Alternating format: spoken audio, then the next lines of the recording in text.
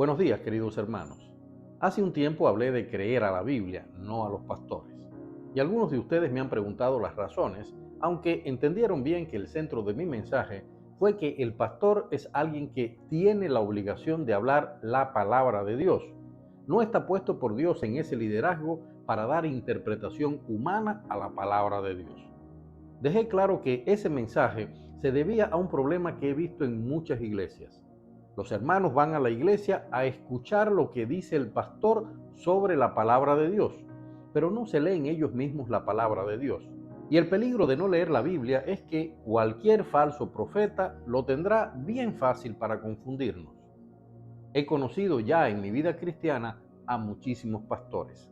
He sido testigo incluso de cómo pastores internacionalmente renombrados, con una larguísima trayectoria como pastores y con un evangelismo fortísimo, demostrado en el hecho de millones de almas salvadas para Dios gracias a su consagración al trabajo pastoral, ese mismo pastor ha confesado estar lejos de Dios porque el trabajo diario como pastor le impide cumplir con la esencia de nuestra fe, mantener la comunión con nuestro Padre Celestial, con nuestro Dios.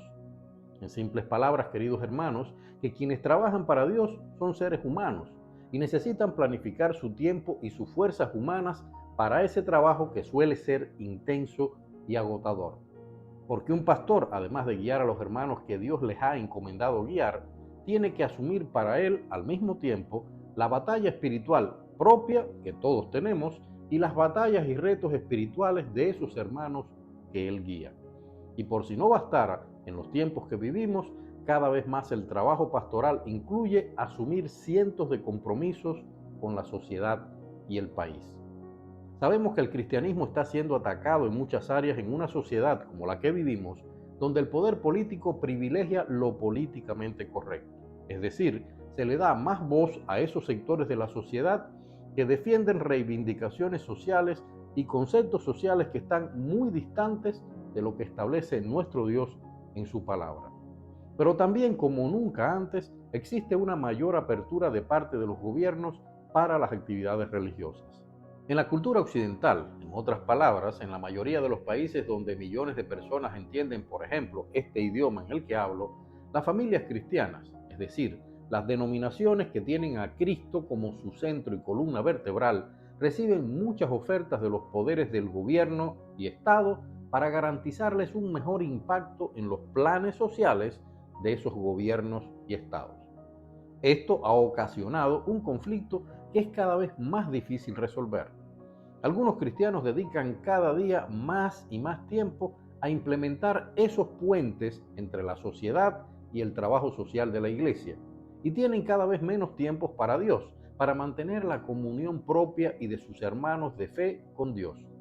Son muy conocidos ya los casos de iglesias en Europa, Estados Unidos y algunas ciudades en Latinoamérica que concentran su trabajo en estos trabajos sociales y reducen los días de culto solamente 2 veces a la semana, casi siempre jueves y domingo. Por muy increíble que parezca, esta estrategia de trabajo de nuestras iglesias está alejando a millones de nuestros hermanos de fe de la más importante tarea de un cristiano, buscar la comunión con Dios. Y espero que no me entiendan mal, es importante que las iglesias hagan estos trabajos sociales porque resultan un medio muy efectivo de expandir el evangelio. Siempre que se deje constancia de que es Dios quien está haciendo ese trabajo, no la iglesia más cual ni el pastor fulano. En cualquier caso, me resulta peligroso escuchar cómo muchos hermanos confunden la realidad diciendo yo estoy trabajando para Dios, colaboro con mi iglesia, simplemente porque colaboran entregando ayuda a los necesitados. Pero después ni hablan de Dios en su entorno social o laboral, ni leen la Biblia, ni buscan la comunión con Dios. Pero se justifican diciendo que el domingo van a la iglesia. El mundo, queridos hermanos, nos está ganando esa batalla. Y hay un peligro mayor. El mundo, las personas no cristianas en el poder, valoran más a las iglesias que tienen potencial económico para ayudar en las campañas y proyectos sociales. Esos políticos entonces promocionan esas iglesias, les hacen publicidad a esos pastores, establecen ellos escalas de valor en las que unas iglesias serán importantes y otras menos relevantes o incluso insignificantes. A ellos, lo sabemos, no les importa el potencial espiritual de nuestras iglesias, les importa la utilidad que puedan tener nuestras iglesias para sus proyectos. Y aquí nos enfrentamos al dilema de si estamos desempeñando una buena o una mala mayordomía. Pues lo correcto es que dejemos claro al poder que lo esencial para nosotros es difundir el Evangelio, no servir de obreros a ningún proyecto del gobierno. Necesitamos recordar que los destinatarios originales de las buenas nuevas fueron los pobres y marginados, es cierto, y de eso hay centenas de menciones en nuestra Biblia. Pero es un asunto de equilibrio.